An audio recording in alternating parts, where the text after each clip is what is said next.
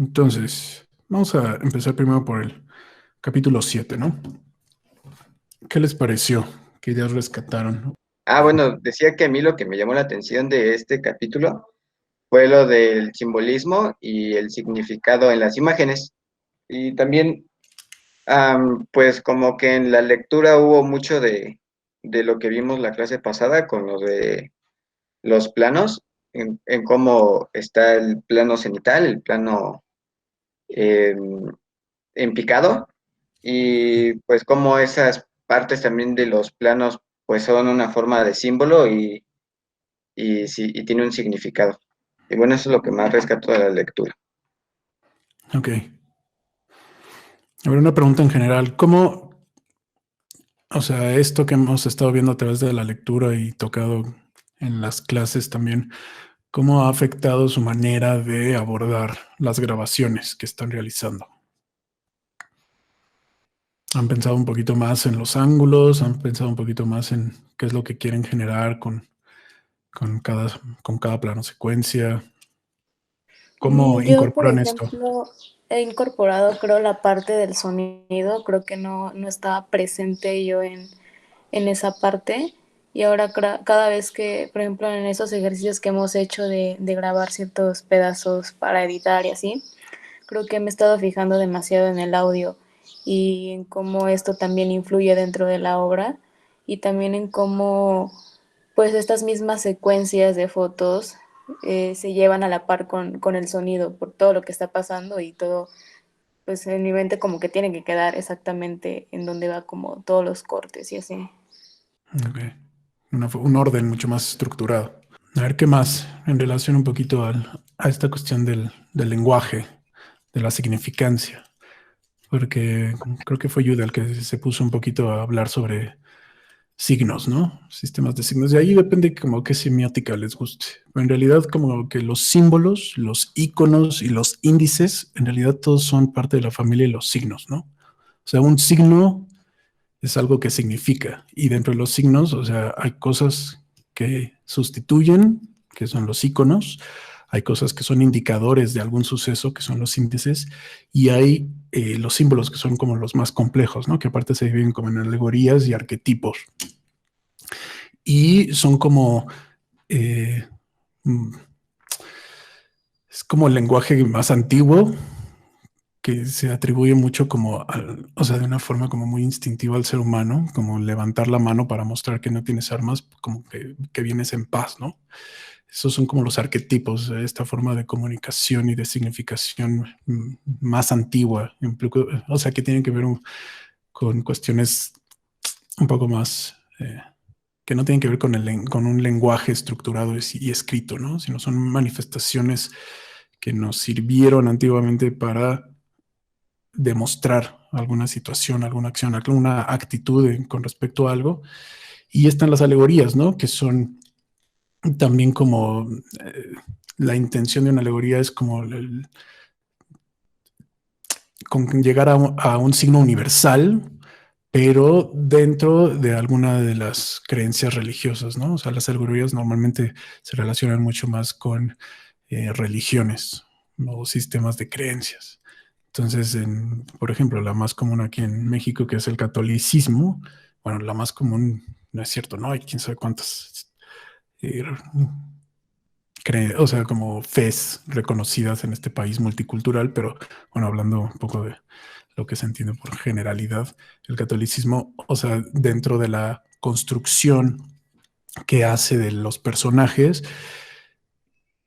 hay una significancia y un valor de cada uno de estos personajes bíblicos, ¿no? Y entonces se utilizan ciertos colores, ciertas formas que en ese valor mínimo tiene un significado, ¿no? Y ese significado de alguna forma se asocia a como cuestiones que en teoría tienden a lo universal, aunque no es completamente cierto, ¿no? Porque al final sí hay como un sistema de aprendizaje necesario para que uno pueda interpretar que el manto morado o que cuando está parado sobre una esfera significa el mundo o que las manos en cierta posición significa que está hablando o es el poseedor de la palabra, cosas de este tipo, ¿no? Sobre todo en la pintura como eclesiástica.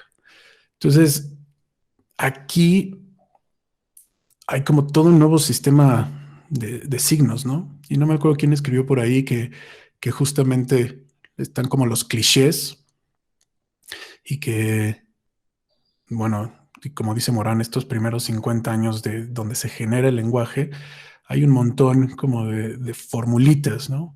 Y que de repente estas formulitas parecen como que no nos dejan escapar, pero al mismo tiempo cuando hay una fórmula es reconocible, es como mucho más fácil romperla.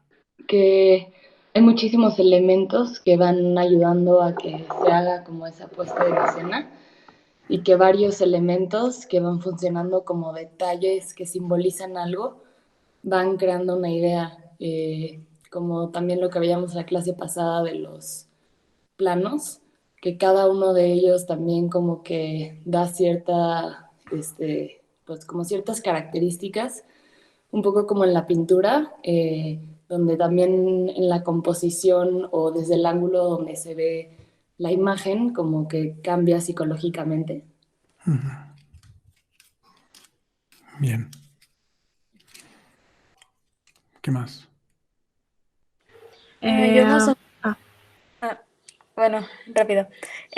Por ejemplo, lo que dijo también Julio con referente al símbolo, también se me hace importante como la parte en donde el cine va desarrollando pues un sistema de abstracción, y va creando como un orden y una lógica que vendría siendo como una razón.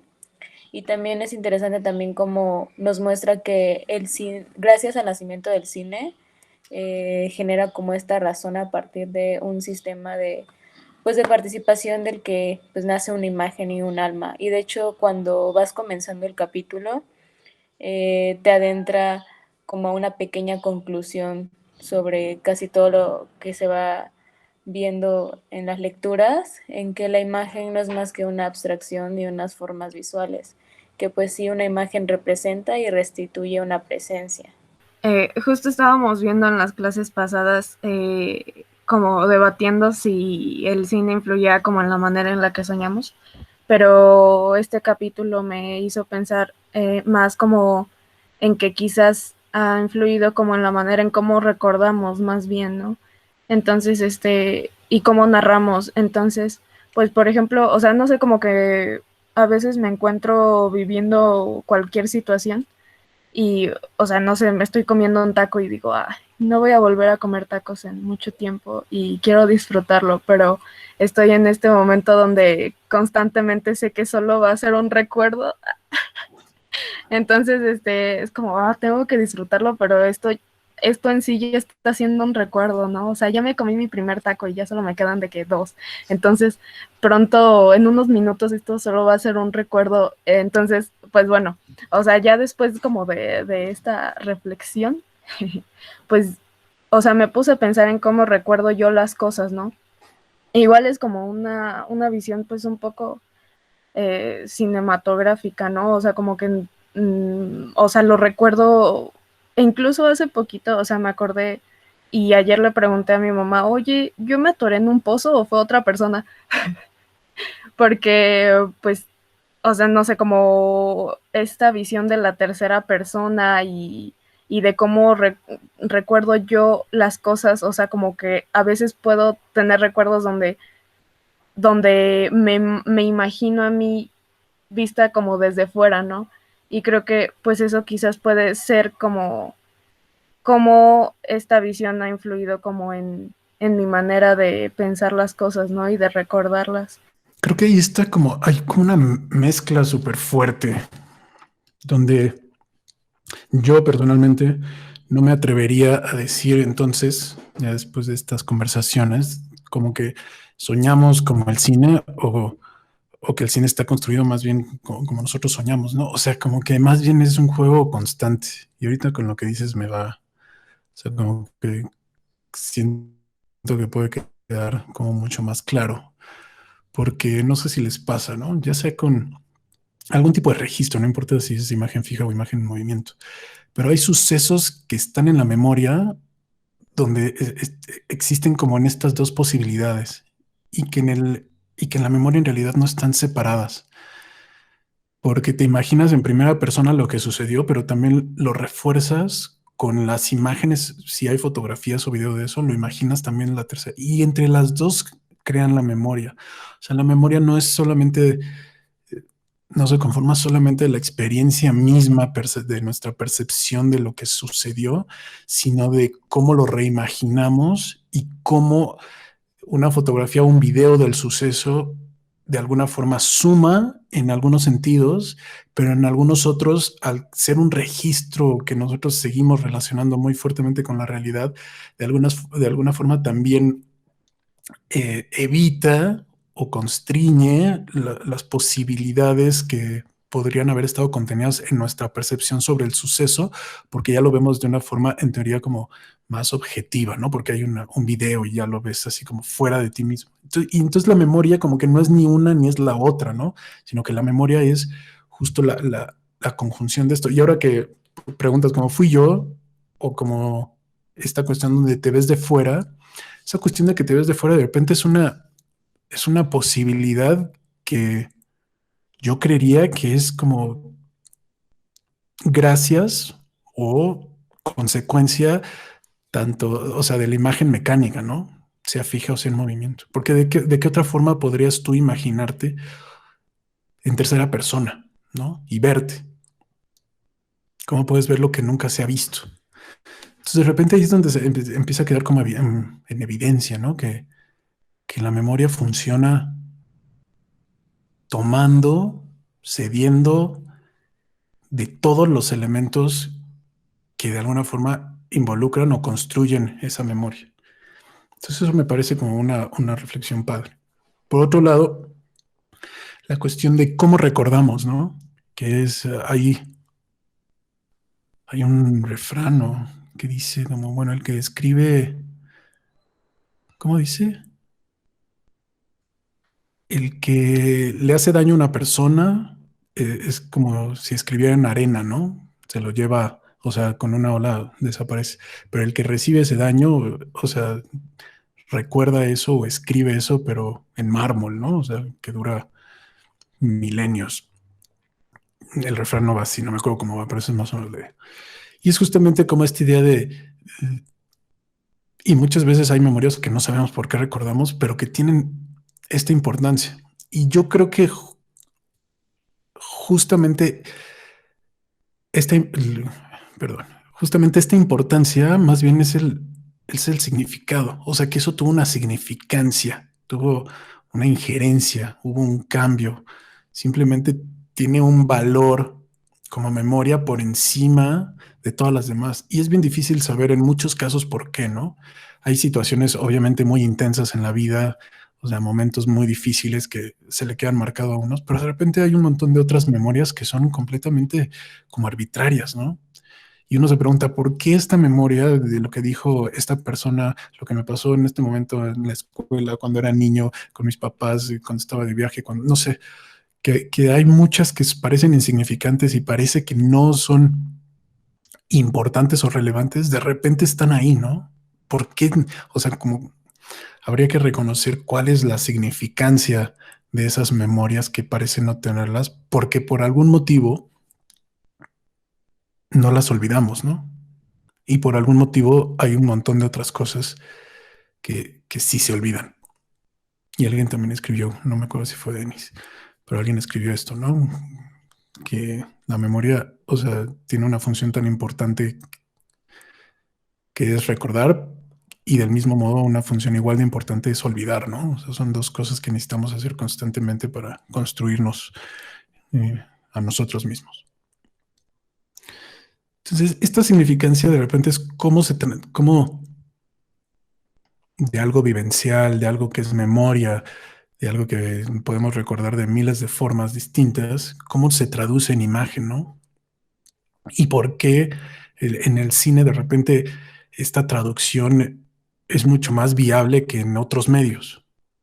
Y bueno, tiene que ver con que pues, es un registro mecánico, tiene que ver o sea, donde se representa la realidad, tiene que ver con que hay movimiento, porque pues las memorias normalmente son dinámicas, tiene que ver con que se pueden crear ritmos, donde se pueden crear atmósferas, se pueden crear con la música. Entonces de repente empieza, y alguien también retomó esto en su blog, que era como un poco la similitud que existe entre la manera en la que pensamos y la manera en la que está construido el cine. Y finalmente el cine, igual que todas las artes, es un reflejo del ser humano, un reflejo de nuestra psique, ¿no? Entonces, es casi como si pudiéramos extraer. La pregunta sería, ahora que están haciendo, por ejemplo, investigaciones en cómo visualizar los pensamientos o los sueños, es como, bueno, se están concentrando un poco en la parte visual, ¿no? Porque seguro los sueños están comprendidos de muchas otras señales, pero como que la traducción en la que pensamos de manera inmediata cuando pensamos en poder ver los sueños de alguien más es poderlos ver y escuchar, ¿no? O sea, como que esos dos son las dos vías principales que culturalmente, por también el cine, por la televisión, o sea, sentimos que es lo mínimo indispensable o necesario para poder revivir un suceso. A mí también me pareció muy interesante un comentario que venía en este capítulo que decía que justo las voces, o sea, en la imagen siempre estábamos como hablando de que era sombra, de que era reflejo y siempre es como una ilusión de la realidad, pero que las voces sí son las voces originales que quedan registradas en la película y que eso le dota como de un poco más de realismo o presencia a la película. Y justo me puse a pensar como a lo mejor en diferentes películas que tienen como fragmentos como documentales, o sea, con personas famosas, como con videos que sí sucedieron y salen como también las voces originales. Y creo que, o sea, sí eso hace que participes de manera afectiva más. Me ha parecido como interesante eso de que la voz es un registro y no un reflejo. Un reflejo. Sin embargo, o sea, en este sentido, la voz, igual que todo lo demás, tiene una significancia, ¿no? Y muchas veces siento que la voz o sea, lo tomamos por sentado, como de nuevo, como este engaño de un poco de la realidad. Porque no es lo mismo que yo hable así como estoy hablando con ustedes, a que imagínense la voz de un locutor de radio que no hablan así, o sea, hablar así todo el tiempo, o una de, no sé, yo no soy bueno haciendo voces, pero imagínense que cómo habla un locutor de radio, cómo es la voz de un anuncio, cómo es la voz de un actor en una película y cómo cambia su voz en otro lado, cómo es su misma voz cuando saben que están siendo grabados, cómo es su voz cuando le hablan a su perro, cómo es su voz cuando le hablan a su gato, cómo es su voz cuando le hablan, no sé, a sus papás, a su abuela. O sea, con- cambia el tono, cambia el ritmo. Muchas veces la voz, o sea, crea como distintos personajes, ¿no? Pensando en nosotros mismos, o sea, de nuevo en esta transformación que tenemos social, dependiendo de la situación en la que estemos, cómo nuestra voz también se adecúa y es parte de la construcción de este personaje.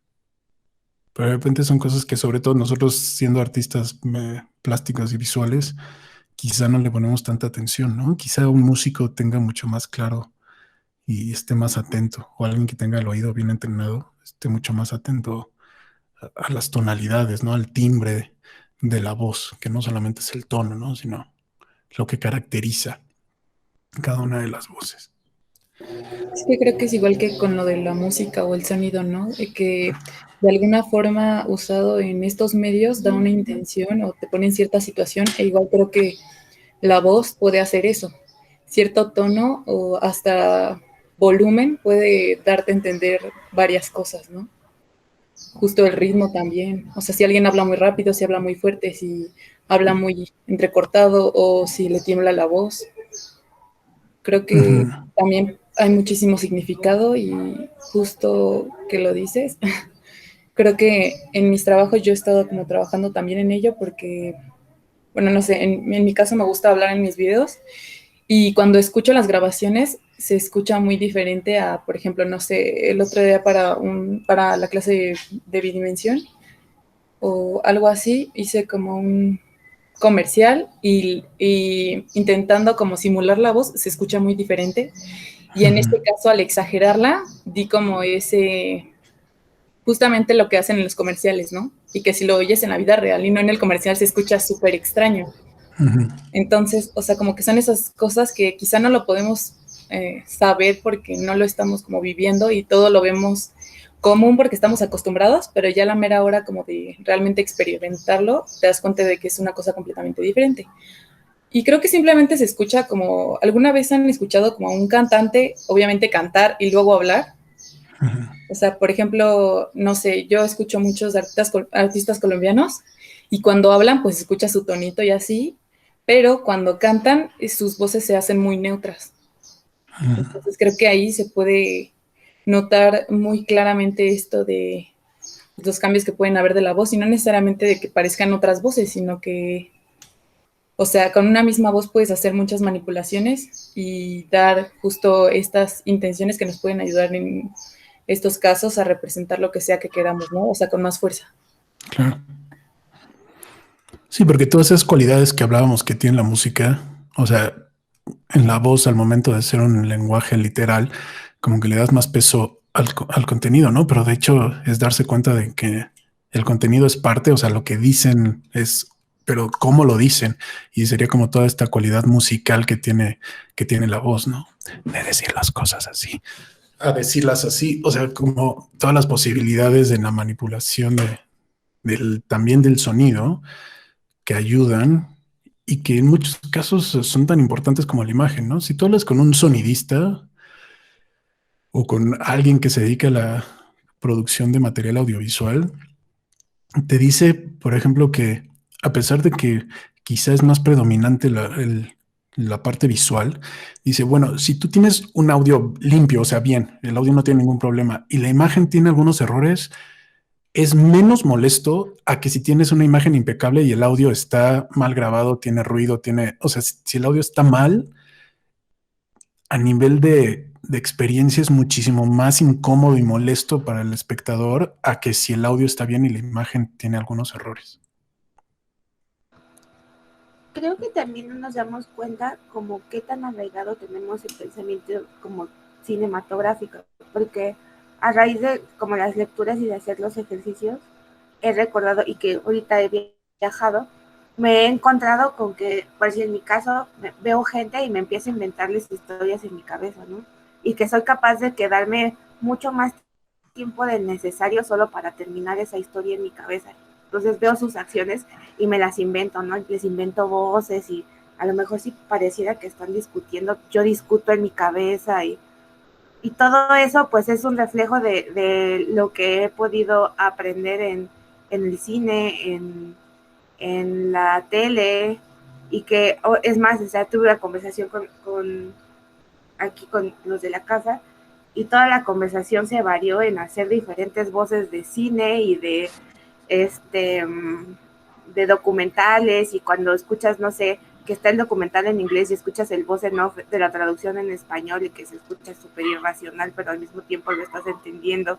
O sea, todo, o sea, no, creo que no nos damos cuenta que no solo es como una forma de soñar ni de recordar, sino hasta cierto punto también es una forma de vivir el que pues a veces pensamos que nuestra propia, o sea, a lo mejor estamos tan aburridos de nuestra aburrida realidad que pensamos que es una película y de repente nos va a llegar una carta de Hogwarts y todo va a cambiar, ¿no? No, Zoixa, estás en la Esmeralda ya. Te va a llegar la de Hogwarts. Algún día llegará, creo. Cuando entraste a la Esmeralda ya el búho se perdió. Dijo, no, esta ya la perdimos. Va a ser. La esperanza nunca muere. Eso también me lo enseñó las películas. Okay. Creo que ya estamos haciendo un poco el brinco al último capítulo, que es un poquito el cierre de todo, ¿no? Que creo que tiene que ver justo con esto que dice Zoitza, que es esta actividad de la que está hablando, que es como de ya percibir nuestras vidas, ¿no?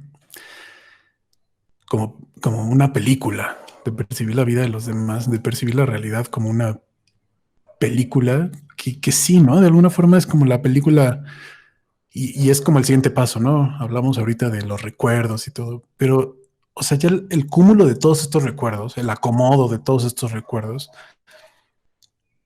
es lo que de alguna forma nosotros entendemos como la película de nuestras vidas, ¿no? Y por eso nosotros, pues cada uno es el personaje principal, cada uno es el protagonista de su propia película. Y por eso la gente sufre, ¿no?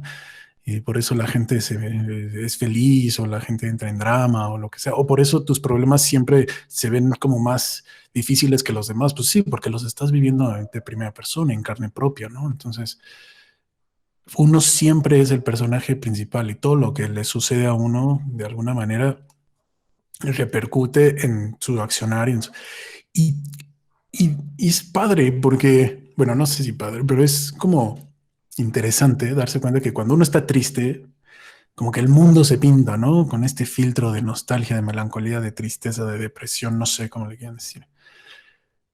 Y de repente, acciones que pueden ser exactamente las mismas, solamente por este filtro que nosotros tenemos emocional, de repente cobran un sentido un poco distinto, ¿no?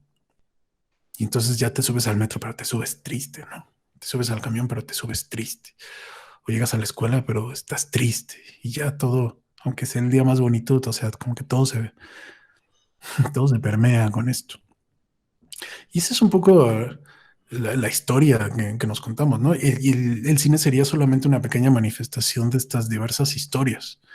Porque de alguna forma pensemos en los escritores, pues, dicen que un buen escritor, pues no puede ser buen escritor a menos de que haya experimentado y vivido un montón de cosas. Y si no en carne propia, haber conversado y platicado o haberse informado.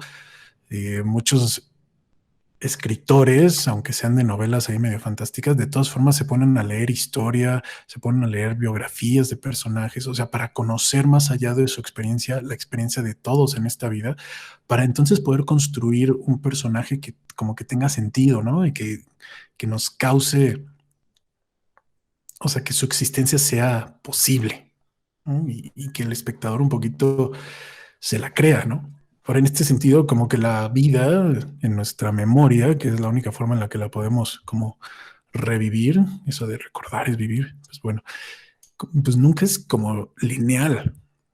La diferencia es que nuestra memoria como que saltamos constantemente, ¿no? Y un día, 5 minutos puedes estar pensando en lo que pasó hace 10 años y otros 5 estás pensando en lo que pasó ayer y los otros 5 estás básicamente inventándote una historia completamente ficticia de qué sucedería si la persona que te gusta te hiciera caso, ¿no? O qué pasaría si de repente tus papás te dijeran que secretamente son multimillonarios y solamente te quisieron criar así como eh, con limitantes, pues para que tuvieras como una noción de justicia y ya sabes, como que fueras humilde y todas estas cosas. O sea, como todas estas historias potenciales que de alguna forma son proyecciones fantasiosas, pero de un montón de expectativas de nosotros como tiempo presente, nosotros como tiempo pasado, ¿no? Entonces, los escritores, a mí me queda muy claro que cuando te escribías una novela, pues de alguna forma la intención era,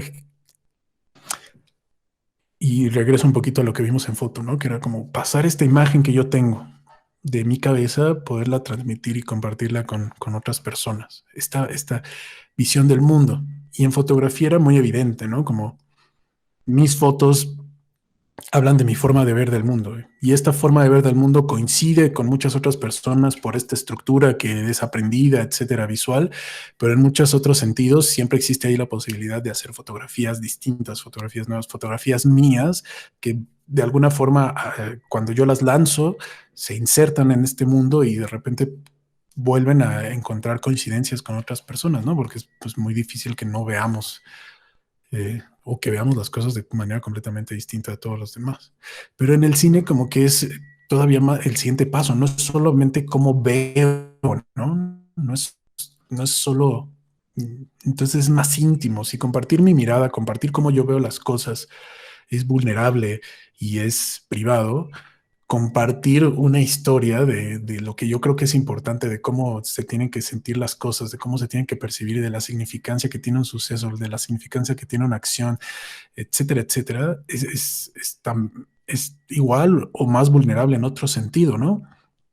Porque es como mostrarle de alguna forma tu esencia digo, no todas las películas de cine, ¿no? No todas las manifestaciones. La Rosa de Guadalupe, no creo que nadie de los que guionistas o directores se sienta vulnerable, porque pues también hay cosas que están hechas como, son productos, ¿no? Con formas muy precisas, con funciones muy precisas. Pero estoy hablando más como de cuestiones que tienen alguna pretensión artística. Entonces, es como de alguna forma concretar, darle forma, darle textura, darle alma, darle pielecita, darle carnita, darle cuerpo a todo lo que no lo tiene, ¿no? Que son los pensamientos, que es nuestro entendimiento ni siquiera es como un entendimiento de la realidad, es la realidad que tiene cada persona y que potencialmente en el cine nos puede mostrar así como un pestañeo, ¿no? De esta realidad y todo lo que esa realidad implica para nosotros como personas, ¿no? Ya si es exitosa o no es exitosa, pues bueno, eso ya depende de muchas otras cuestiones técnicas de estas traducciones, de si lo que dicen, si el ritmo, si la música es la adecuada, si es un cúmulo de un montón de cosas, como ya había dicho anteriormente, ¿no? Entonces, esa estructura, finalmente, para nosotros que no somos cineastas y no nos interesa tanto esa parte, pero sí tenemos que reconocer que en el cine existen ya como estas estructuras, existen estos sistemas de valor. Es como casi un catálogo. Y también en el capítulo se habla de cómo al principio el ritmo era mucho más lento, ¿no? Conforme el lenguaje, lo que significaba cada uno de estos encuadres, estas acciones con esta música, la relación de todos, o sea, que aparte es una relación así como eh, que tiene muchísimas variables, crean un mensaje en específico y ya que ese mensaje se empezó a entender, entonces ya era mucho más rápido, ¿no? Podíamos aumentar el ritmo para optimizarlo y tampoco acelerarlo así increíblemente rápido, aunque en algunos casos es necesario, pero ya con elementos muy sintéticos, con conceptos visuales muy definidos, ya podemos decir cosas que quizá anteriormente se requería de un esfuerzo mucho mayor para explicarle al público de alguna manera, ¿no? Entonces, hay que reconocer esta estructura, hay que reconocer estas formas, porque un poco eso es a lo que nos enfrentamos cuando desarrollamos también nosotros como artistas algún comentario de la realidad. Hay que entender que esas ya son las palabras y esa es la estructura gramática que la gente utiliza y que la gente entiende. Y esto puede ser bueno, puede ser malo, ¿no? Pero el chiste es, si ya existe, pues hay que ver de qué manera aprovecharla. Y eso, bueno, ahorita me estoy adelantando, pero cuando lleguemos a los años 50, con las primeras manifestaciones de videoarte o instalaciones de videoarte, porque en realidad no hay forma de grabar video hasta los 60, vamos a ver que, o sea, una de las principales posturas de los artistas de este momento es cómo combatimos la televisión y el cine, ¿no? Es como, ay, por fin tenemos un espacio dentro de la televisión, por ejemplo, un horario televisivo, donde podemos hablar de este medio y podemos criticarlo desde dentro, con sus mismas reglas y con sus mismas estructuras, ¿no? Ese es parte del espíritu de esa época. Ok. ¿Algo más? ¿Alguien quiere agregar, comentar algo de este último capítulo? O digo, en general de todo el libro, porque esto finalmente pues ya es un cierre. Es que me hizo pensar que, digo, no sé, igual y es muy tonto, pero como que pienso que un poco esta idea de que todos somos los protagonistas de nuestra historia también es algo que hemos aprendido, ¿no? Porque pues siento que estamos muy acostumbrados a, pues con todos los medios de información, siempre meten como que a alguien que es importante, o en este caso de las historias, como que enfocarnos en alguien y por ende como que obviamente nos identificamos por ello y entonces uno como que de cierta forma quizá inconsciente quiere o anhela ser el protagonista de esta historia, si es que es una historia o si es una realidad o si no lo es o si lo que sea, ¿no? Como que cada quien de su historia y no pensar de que pues quizá eres nadie o alguien no tan importante o lo que sea. Entonces, no sé, como que me puso, como que tengo un duelo en mi cabeza en el que no sé si, o sea, quizá es un pensamiento que tenemos todos y por ende la gente empezó a escribir, o sea, porque igual y lo pensaba un poco solo de la televisión o del cine, pero no es cierto, porque en los libros simplemente, o bueno, en la historia, siempre hay como gente importante que es de la que hablas y por lo cual tú los tomas como protagonistas. Y entonces, o sea, no sé si pudiéramos, o sea, si no existiera como esta misión, si pudiera haber alguna otra, porque si lo pensamos, pues sí, todas las historias que nos cuentan o todo lo que vemos, como que siempre están enfocadas a algún sujeto o a algunos sujetos en específico, y no sé si como que pudiera haber otra forma en la que todo esto pudiera cambiar o fuera otro sistema, no sé, como que creo que todo es medio lo mismo, o sea, cambian las historias, pero creo que es el mismo sistema, podría decirse. Ay, pues, o sea, es una pregunta complicada, ¿no? Porque,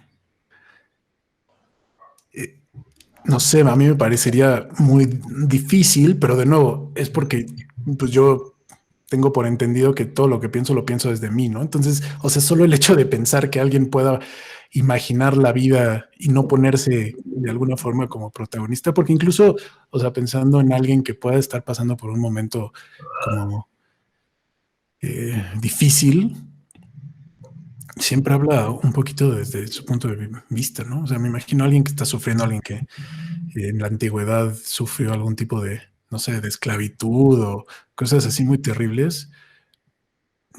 No sabría si es posible que esta persona como que imaginara el mundo y tuviera como alguna especie de pensamiento. Entiendo que quizá alguien que tiene la vida como las posibilidades de su vida están como tan limitadas, quizá no puede imaginar muchas cosas, ¿no? Lo que también me hace pensar que no sé qué sueñan y en qué piensan las personas que tienen así como, por ejemplo, en este mundo donde el dinero es lo más importante y que el dinero mueve todo, o sea, como que qué es en lo que fantasea un multimillonario, ¿no? Y bueno, eso ya sería como otro tipo de conversación, pero ¿cómo puedes pensar en el mundo si no es a partir de ti mismo, no? Porque sería como enfrentarse de nuevo a esta cuestión de si tenemos acceso o no a lo que es la realidad. Y la respuesta en general, pues es que no, ¿no? O sea, que no tenemos acceso a la realidad, sino que siempre es una interpretación que hacemos desde nosotros mismos. Entonces, incluso cuando hay varios personajes, muchos escritores dicen, bueno, es que cada personaje es como una manifestación de algo que yo he querido ser o de algo que fui y ya no soy. Pero de alguna forma, cuando un escritor plantea 5, 10, 15 personajes principales, de todas formas esos 15 tienen contenido reflejado o proyectado parte de una misma persona, ¿no? Esta parte puede estar influenciada porque quizá dices, necesito un personaje que sea así, así, así, lo medio lo construyes. Pero ¿será posible construir un personaje con el cual no te identificas en absolutamente nada y que aparte sea un personaje medianamente convincente? O sea, de que alguien lo vea y se reconozca en ese personaje. Si es un personaje con el cual el autor no tiene ningún tipo de lazo, de conexión, que no puede entender como cuál es su reaccionar, cuál es su línea de pensamiento. Porque, digo, hay gente genial, ¿no? Construye un montón de personajes y parece que cada uno tiene un carácter muy particular y distinto a los demás, ¿no? Pero no puedes, no sé si se pueda, ¿no? Construir un personaje que tenga sentido, que sea como viable, que exista, que sea... se me fue la palabra. Bueno, simplemente eso, ¿no? Que tú al verlo creas que puede existir, pero que no tenga ninguna relación con su propio autor, no estoy como tan seguro. En el campo del arte sería como, podemos hacer una pieza artística que diga algo, pero que sea algo que nosotros no hemos experimentado, no hemos reflexionado, no hemos vivido de ninguna forma. O sea, incluso es como un poquito contraproducente, ¿no? Como que siempre hablamos un poco de nuestros intereses, de lo que nos gusta, de lo que nos disgusta, de lo que nos causa sentido, de lo que no nos causa sentido, pero siempre hablamos desde nosotros mismos. Pero no sé. Supongo que también es porque justo, o sea, pues cada quien vive de su yo, ¿no? O sea, ya sé que podemos aprender cosas y aprendemos de las experiencias de los demás y todo eso, pero justo uno solo vive en sí mismo. O sea, no nos podemos meter en los demás, ni podemos ser varios, ni ninguna de esas cosas. Entonces también por eso, pues puede ser también todo esto de que solo haya como ese sistema, ¿no? Como cada quien solo vive su propia experiencia de alguna forma, o bueno, vive, pues sí, solo lo que él está viviendo, pues no puedes abrirte a justo esta posibilidad que igual y no sé si no sería como de nuestro, podría decir como de nivel de entes o seres que existen. O sea, y de nuevo, solo retomando como último, que es como es muy complicado saber cómo el cine afectó en ese sentido, ¿no? Porque al final también el cine es como una manifestación, un punto de convergencia de muchas otras manifestaciones, ¿no? Entonces yo creería que quizá el cine pudo haber afectado, pero no es como que antes del cine no existiera como tal. Alguna mínimo como en un nivel primario, y yo creería que mucho más avanzado que eso, ¿no? Porque en la literatura pues existen un montón de historias, de cuentos y de personajes y de moralejas y de mitos que sirven para educar a las personas o para hacernos reflexionar. Y ha sido como un arma muy poderosa para la construcción un poco de entrada como del deber ser, ¿no? De cada sociedad. Como cuál es la función que tenían los cuentos. Es como que cuál es la función que tienen las películas, ¿no? O las series de televisión. En ese sentido, como yo nunca he vivido en otro país, ¿no? Pero tuve por ahí unos primos que vivían en Estados Unidos y, por ejemplo, recordaban que todos los días había un montón de series de policías y de médicos. O sea, que hay una cultura súper fuerte como de lo policíaco y de lo de los hospitales, los doctores. ¿Cómo eso refuerza la identidad de una sociedad, no? Aquí en México, ¿qué hay? Pues las telenovelas, ¿no? ¿Qué función está cumpliendo eso? Al mismo nivel como de red, o sea, como estos relatos que antes eran pasados de voz en voz, estos mitos, estas novelas que marcaron época.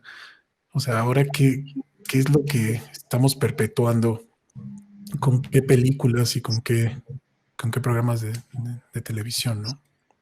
Por ahí creo que también Yude escribió un poco esta comparativa, ¿no? De que en algún momento se hacían estas historias románticas de personas, se conocen, tienen conflictos, se enamoran, son felices, ¿no?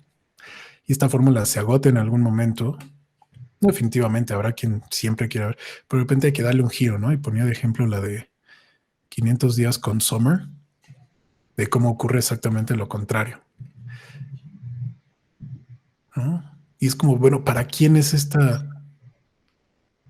Cumple una función, pero ¿para quiénes, no? Como para seres de cierta edad que ya conocen cierta formulita y que ya están hartos y que quizá ya no ven estas películas con ese filtro de romanticismo y de disfrute, sino como con un filtro de flojera, y tiene que llegar alguien que entienda que esa forma ya está desgastada, reconocer cómo fue construida y después darle un pequeño giro, rompiendo, o sea, sin crear un paradigma completamente nuevo, pero sí como con los mismos elementos, romperlos solo para reformularlos, de alguna forma manteniendo intacta la gramática y toda la estructura del cine, pero dándole por ahí un giro para que una generación que tiene otra cultura visual, que tiene otras referencias de películas, de repente le dé un valor por encima de otras manifestaciones, ¿no? Que más bien están arraigadas en la tradición. Y no es que 500 días con Somerset hacia un cine experimental ni nada por el estilo, ¿no? Sigue respetando la tradición, etcétera, pero no hice hay muchas películas, ¿no? O sea, que empieza a ver como mezcla de géneros o parece que es no sé, hay géneros como de suspenso, comedia, cosas así ya un poco eclécticas, medio raras, ¿no? Pero es todo a partir del mismo sistema, de la misma estructura. Ok. ¿Algo más? ¿Quieren agregar También algo? como la forma de narrar la historia, Ujú. como crear esta sensación de inmediatez y de seguridad. Me Ujú. pongo a pensar en las películas de David Lynch. Que bueno, podemos decir que todo el cine es como esta prueba de Rorschach, ¿no? Estás viendo qué tanto te puedes proyectar o no sé si proyectarse es la palabra correcta, pero yo, qué tanto puedes comprender y qué tanto puedes aprehender de lo que está pasando en la pantalla. Entonces, tienes películas como las de Star Wars, que sí son para hacer varo de la forma más fácil posible, pero ¿por qué lo más fácil o el mito más que más se comparte es justo el más inmediato y que te resulta más seguro? Entonces, todo lo que pasa en esas películas tiene que tener suma importancia, cada personaje que sale de fondo tiene que tener su propia historia. ¿Y por qué existe esa obsesión de que todo tenga un cierto significado? Y al lado tienes películas de David Lynch que son confusas a propósito, que tienen, que bueno, a este señor le fascina el café negro, las variedades, las cortinas rojas, pero él no espera que la audiencia reciba las respuestas de él, sino él espera que la gente se involucre o que de plano tenga la capacidad de que le valga madres la película y que pueda procesar que la película no tiene todas las respuestas y que a pesar de que estén las respuestas afuera de la película, le terminen por valer. No sé si me estoy Ujú. explicando. Creo que sí. Creo que Víctor escribió también algo un poquito breve, pero conciso en relación a justo como el punto de encuentro de la manifestación mental de las ideas del director de la película o el creador, realizador y el público, ¿no? Que es, pues es lo mismo en todas las manifestaciones artísticas, ¿no? Que es el reconocimiento de algo que tiene cierto valor y que mientras no existe ese reconocimiento por parte del espectador, pues entonces muchos mensajes quedan flotando en el aire, ¿no? Entonces, ¿qué películas están creadas para qué públicos, no? Pues por eso está la Cineteca y por eso está Cinemex y por eso están los ciclos de cine, ¿no? En X o Y. Hay definitivamente Hay un una, montón. Ah, te escucho.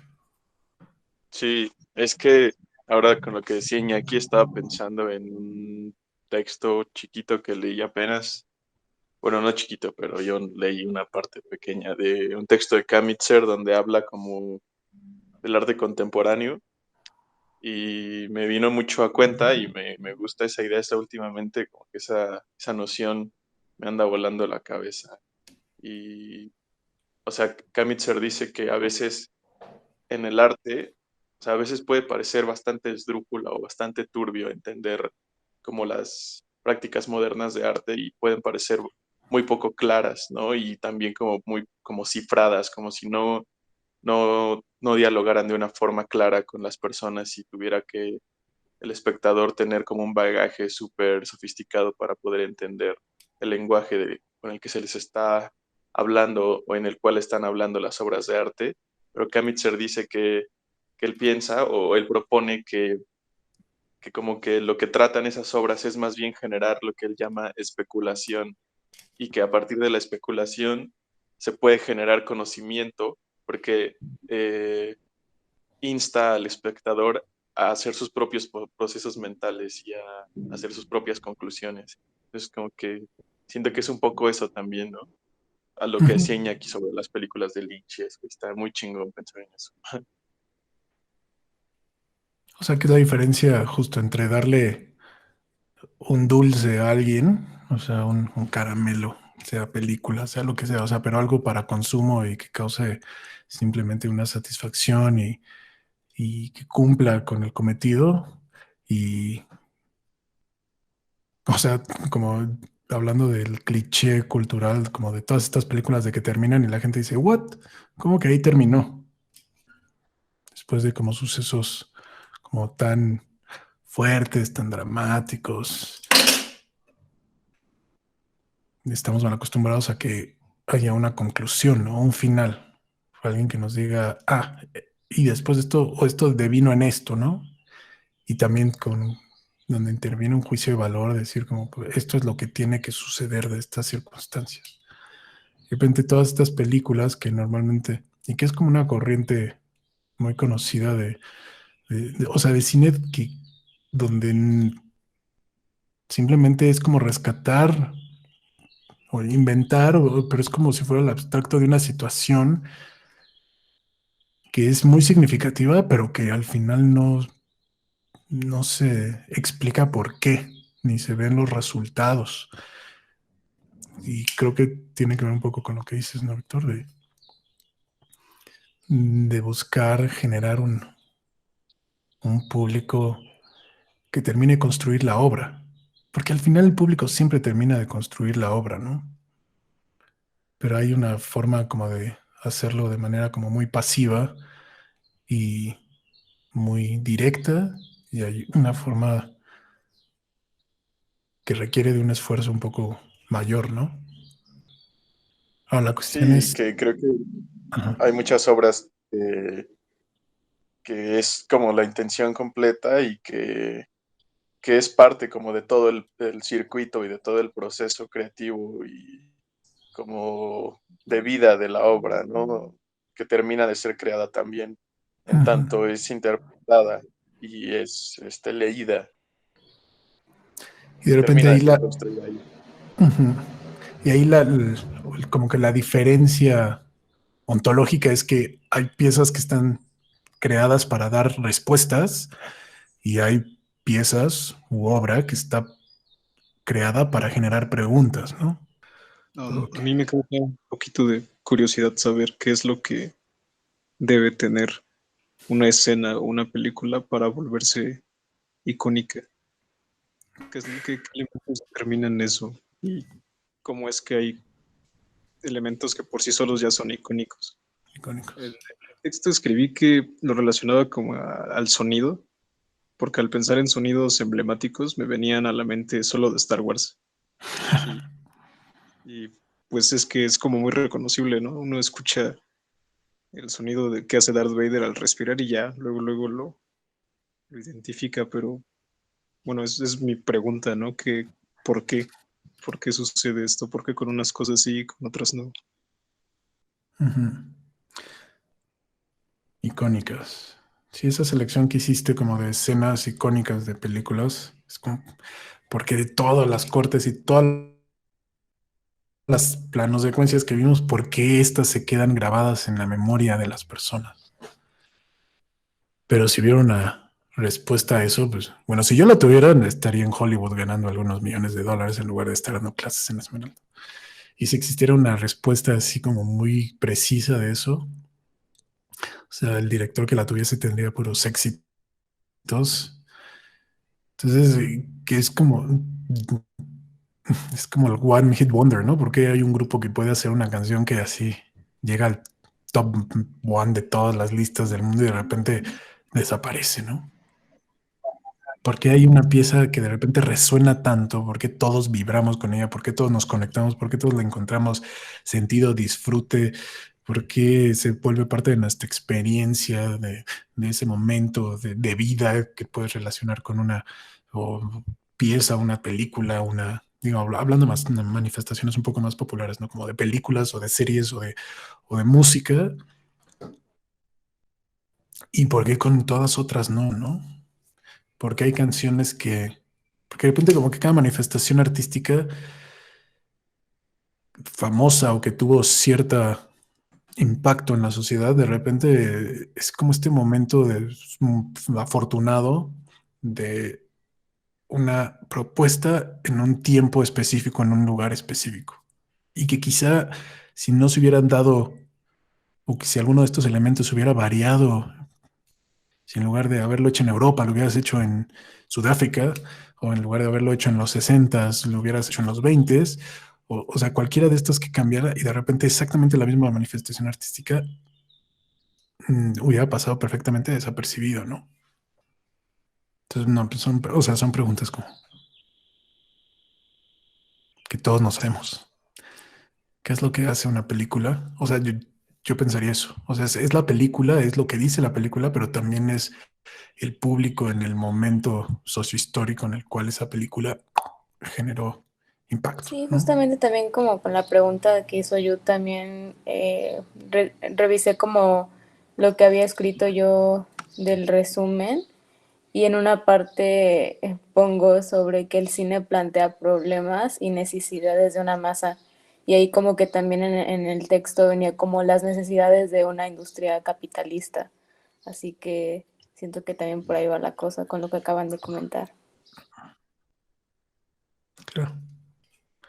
Sí, no, por eso que como hacer la diferencia, ¿no? Marcar la diferencia entre lo que es pues, cine así de consumo chatarra, cine un poquito más pensado, megaproducciones, pero pues así de Marvel o Disney o cine independiente o películas de repente con gente que ya tiene mucha trayectoria y de repente hace algo como Roma, ¿no? De Cuarón. O sea, que también está cumpliendo para el mismo autor, está cumpliendo algo distinto, ¿no? Cada película. Pero sí hay que reconocer eso, ¿no? El medio es el mensaje, acuérdense. ¿A qué obedece? ¿A qué estructuras está subyugada una propuesta artística dependiendo de cómo la estemos consumiendo? Porque bueno, si les gusta seguir ahí como las cuestiones del cine, pues saben que las casas productoras, o sea, Warner Brothers, Disney, Sony, cualquiera, o sea, hay un montón de decisiones que se tienen que, de alguna forma, a veces democrática, a veces impuesta, se tienen que buscar acuerdos, ¿no? ¿Por qué? Porque pues a veces la casa productora tiene una idea de lo que tiene que ser una película y el director tiene otra, y hay casos muy graves de películas que ni siquiera se concretaron, ¿no? Por estas diferencias creativas, como les dice.